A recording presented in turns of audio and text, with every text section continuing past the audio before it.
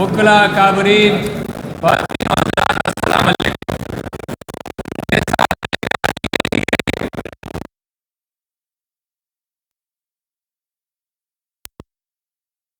کرنا چاہتا ہوں کیونکہ وہ میرے سینئر ہیں، مگر حامد خان صاحب نے خود یہ بات نہیں مانی۔ میں ایک لے پرسن ہوں، آپ وکیل ہیں، میری گفتگو مختلف انداز کی ہوگی۔ میرے لیے پاکستان کا آئین بڑی اہمیت رکھتا ہے، مگر میرے لیے اور یقیناً آپ سب لوگوں کے لیے اللہ کا آئین، اللہ کا قرآن، اللہ کی بات، میری نبی صلی اللہ علیہ وسلم کی اسوہ حسنہ اور خلفائے راشدین نے جس طرح سے اللہ کے آئین کو انٹرپریٹ کیا، وہ پاکستان کے آئین سے سبقت لے جاتا ہے۔ میں وہ ویژن دیکھنا چاہتا ہوں جس کے متعلق ذکر ہوتا رہا اور لوگ مذاق اڑاتے رہے۔ ذکر یہ ہوا کہ ریاست مدینہ کی طرح کی ریاست کی طرف جستجو کرنی چاہیے، مگر لوگوں نے مذاق اڑایا۔ میں سمجھتا ہوں ہر مسلمان کا فرض ہے، اگر وہ مسلمان ہے، کہ میرے نبی صلی اللہ علیہ وسلم اور قرآن کے احکامات کے اعتبار سے وہ اپنی ریاست کو بنائے اور ریاست کی تکمیل کرے۔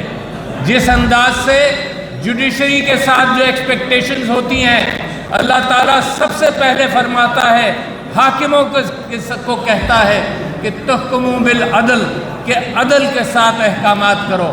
اگر حاکم یہ بات نہیں کر سکتا تو یقیناً وہ فیلئر بنتا ہے۔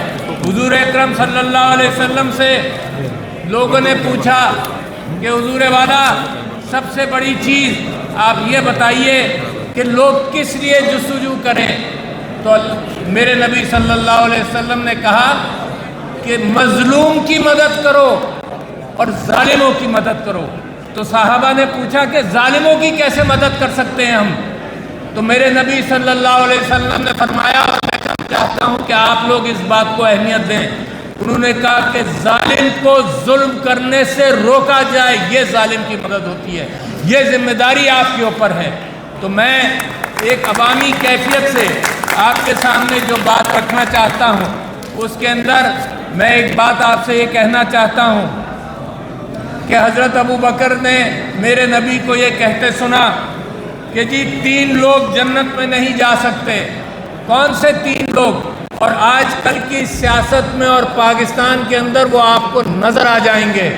میرے کہنے کی ضرورت نہیں ہے کہ کون 3 لوگ جنت میں نہیں جا سکتے۔ ان میں یہ کہا کہ ایک بخیل اور کنجوس ہو، دوسرا جو دھوکے باز ہو، اور تیسرے یہ کہ خیانت کرنے والا افسر ہو یا جج ہو جو خیانت کرے، وہ جنت میں نہیں جا سکتا۔ تو میں تو ان چیزوں کا پیروکار ہوں، میری تو خواہش وہ ہے کہ ویسا پاکستان بنے جس پاکستان کے اعتبار سے حامد خان صاحب نے اور عمران خان صاحب نے مل کر پاکستان تحریک انصاف کی داغ بیل ڈالی تھی۔ وہ پاکستان چاہیے، وہ پاکستان چاہیے جو قائد اعظم نے جس کے متعلق سوچا تھا، جہاں پر انصاف ہو، عورتوں کے ساتھ انصاف ہو، مظلوم کے ساتھ انصاف ہو۔ میں آپ کو یہ بھی بتانا چاہتا ہوں کہ میرے نبی کی زندگی کی شروعات کے اندر ان کی شہرت کی بنیاد انصاف تھا، ان کی شہرت کی بنیاد وہ کمیونٹی تھی جس کے ساتھ زیادتی ہوتی تھی۔ ریاست تو بعد میں بنی، ریاست تو جب بنی جب لوگوں کی تعداد بڑھ گئی اور ضرورت پڑی کہ جناب اب سب چیزوں کو کسی طرح سے کنٹرول کیا جائے۔ آپ اس بات سے بھی واقف رہیں کہ اسلامی ریاست کا قانون جو تھا وہ کبھی ریاست نے نہیں بنایا، اسلامی ریاست کا قانون فقہا نے، علماء نے اپنے فیصلوں کے ذریعے بنایا۔ یہ تو آئین کی تاریخ جو ہے پچھلے 100 سال میں ہے، مگر ورنہ عثمانی سلطنت کے زمانے تک یہ بات تھی کہ قانون تھا اللہ کا، انٹرپریٹیشن تھا مفتیوں کا، جو کمیونٹی سے انصاف لیتے تھے، جو کمیونٹی میں انصاف کرتے تھے، تو وہاں سے انسپریشن دیا جاتا تھا۔ میں آپ کو ان قاضیوں کا ذکر کرتا ہوں جن قاضیوں پر نے اسلام کی تاریخ لکھی۔ اس حوالے سے قاضی ابو عمر جب ٹیونس گئے تو انہوں نے ٹیونس جانے سے پہلے یہ کہا کہ میں جا رہا ہوں، میری چیزیں دیکھ لو، میری ایک بیوی ہے وہ میرے ساتھ ہے، میرے ساتھ ایک گٹھڑی ہے جو کتابوں کی گٹھڑی ہے، میرا ایک چوغا ہے، چند کپڑے ہیں، اور میں تمہیں دکھا رہا ہوں کہ میں جا رہا ہوں ٹیونس چیف قاضی بن کر، اور جب واپس آؤں گا تو پھر میرا حساب لینا کہ یہی چیزیں میرے پاس ہیں۔ اور جب وہ بوڑھے ہو گئے، ریٹائر ہو کر جب واپس آئے، پھر انہوں نے مجمع بندرگاہ پر جمع کیا اور کہا کہ دیکھو جو 3 چیزیں لے گیا تھا وہی 3 چیزیں لے کر آیا ہوں۔ یہ وہ پاکستان ہے جس کے اندر کسی کے اوپر آپ سوال کریں کہ تمہاری جائیدادیں کہاں سے آئیں، تو وہ کہتے ہیں کہ سوال یہاں مت کرو، نیچے کی عدلیہ سے شروع کرو، 10 15 20 سال میں گواہ مر جائیں گے، 10 15 20 سال میں ثبوت ختم ہو جائے گا، اس کے بعد میرا پوچھنے والا کوئی نہیں ہوگا۔ اور آپ کو میں یہ یاد دلانا چاہتا ہوں کہ ایک چیف جسٹس سعید الزماں صدیقی نے ایک محفل میں یہ کہا جب وہ چیف جسٹس تھے کہ ہار والا کیس اوپن انٹرسٹ کیس ہے۔ نتیجہ کیا ہوا؟ وہاں بھی ایک آڈیو ریکارڈنگ ریلیز ہوئی جہاں کسی جج کو کچھ کہا جا رہا تھا، پھر وہ کیس دوبارہ تحقیق کے لیے گیا اور ختم ہو گیا۔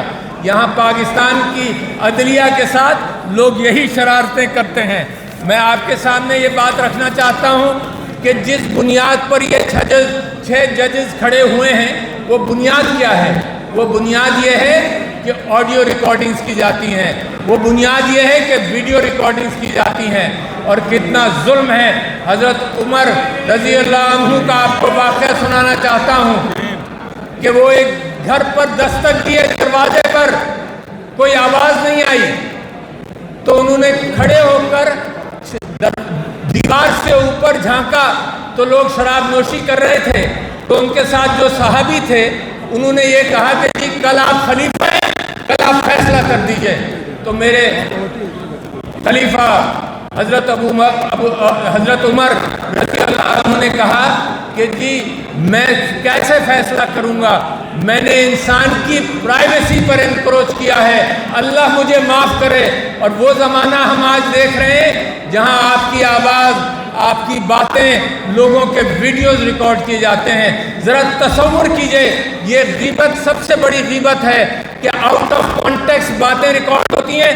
میں ہمیشہ اس کے خلاف تھا، مگر یہاں سب ٹیلی ویژن پر ہر جگہ جناب یہ کہتے ہیں کہ یہ ہونا نہیں چاہیے، مگر کنٹینٹ دیکھو، کنٹینٹ کس انداز سے دیکھیں۔ آپ سب یہاں ماں باپ ہیں، آپ سے میں گزارش کرتا ہوں کہ آپ کی اور آپ کی بیوی یا آپ کے شوہر کی کوئی گفتگو ہو، اپنی اولاد کے لیے بھی کوئی گفتگو ہو، وہ اولاد کے کانوں کے لیے نہیں ہوتی۔ یہ کیسا ہے کہ ہماری گفتگو اور لوگوں کی گفتگو عام کی جاتی ہے اور صرف شرارتاً عام کی جاتی ہے، دہشت گردی کے حوالے سے ریکارڈنگ کی جاتی ہیں، اور یہ معاشرہ ختم اور تباہ کیا جا رہا ہے۔ میں آپ سے یہ بات کرنا چاہتا ہوں کہ یہ ایک ایلیٹ کیپچر ہے جو پاکستان میں ہو گیا ہے۔ ڈیرن ایسیموگلو اور جیمز رابنسن کی کتاب ہے اکنامک اوریجنز آف ڈکٹیٹرشپ، وہ کہتا ہے کہ جمہوریت حادثاتی اعتبار سے آتی ہے، یعنی کہ لوگ کوشش کرتے ہیں، جد و جہد کرتے ہیں۔ تو میں وکلا آپ سے گزارش کرتا ہوں کہ جد و جہد کرو۔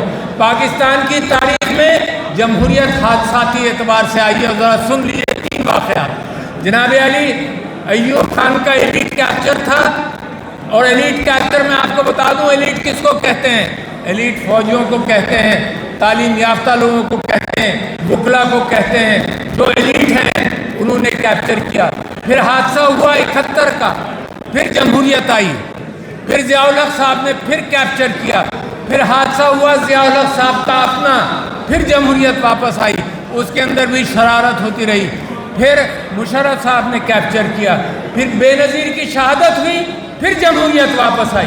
تو پاکستان جو ہے وہ حادثاتی اعتبار سے اس کے اندر جمہوریت آئی ہے۔ میں آپ سے گزارش کرتا ہوں کہ 2 چیزوں پر میں اپنی گفتگو ختم کروں گا۔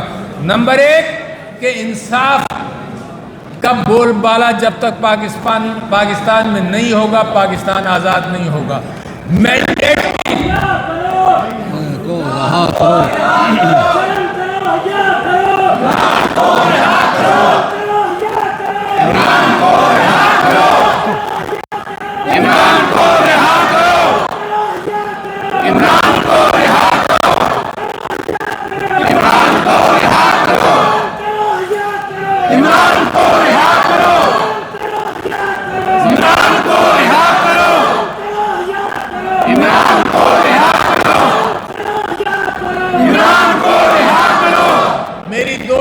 درخواستیں تھیں جو دوسری ہونے والی تھی اس کے نعرے آپ نے لگا دیے. میری پہلی درخواست یہ تھی کہ مینڈیٹ کی قدر کرو. مینڈیٹ انصاف سے آیا ہے, لوگوں نے دستک دی ہے. پاکستان کے انصاف, پاکستان میں انصاف وہیں سے شروع ہوگا. اور دوسری میری بات یہ تھی کہ عمران خان صاحب کے ساتھ انصاف ہو اور عمران خان صاحب کو رہا کیا جائے. یہ ذمہ داری ساری قوم کی ذمہ داری ہے.